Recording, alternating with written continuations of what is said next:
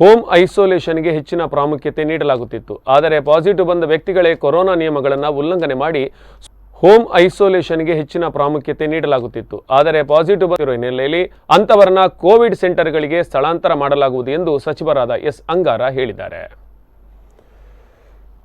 ಕಡಬ ಸಮುದಾಯ ಆಸ್ಪತ್ರೆಗೆ ಭೇಟಿ ನೀಡಿ ಪರಿಶೀಲನೆ ನಡೆಸಿದ ಮೀನುಗಾರಿಕೆ ಮತ್ತು ಒಳನಾಡು ಜಲಸಾರಿಗೆ ಸಚಿವರಾದ ಎಸ್ ಅಂಗಾರ ಮತ್ತು ದಕ್ಷಿಣ ಕನ್ನಡ ಸಂಸದ ಹಾಗೂ ಬಿಜೆಪಿ ರಾಜ್ಯಾಧ್ಯಕ್ಷ ನಳಿನ್ ಕುಮಾರ್ ಕಟೀಲ್ ಮಾಧ್ಯಮದೊಂದಿಗೆ ಮಾತನಾಡುತ್ತಾ ಈ ವಿಚಾರವನ್ನು ಹಂಚಿಕೊಂಡಿದ್ದಾರೆ.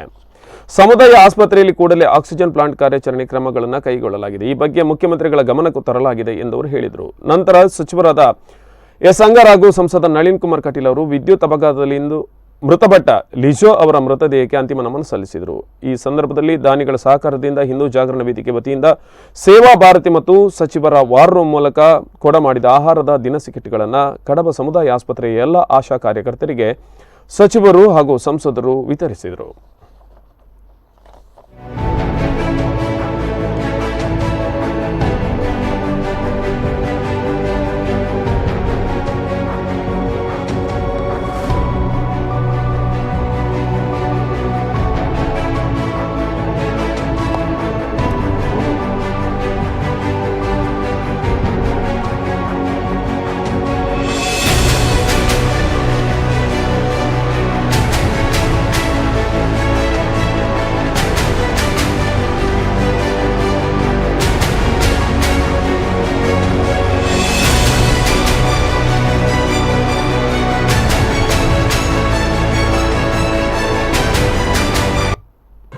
ಈ ಕ್ಷೇತ್ರದ ಲೋಕಸಭಾ ಸದಸ್ಯರು ಪಾರ್ಟಿಯ ರಾಜ್ಯಾಧ್ಯಕ್ಷರಾದಂಥ ನಳಿನ್ ಕುಮಾರ್ ಕಟೀಲ್ ಅವರು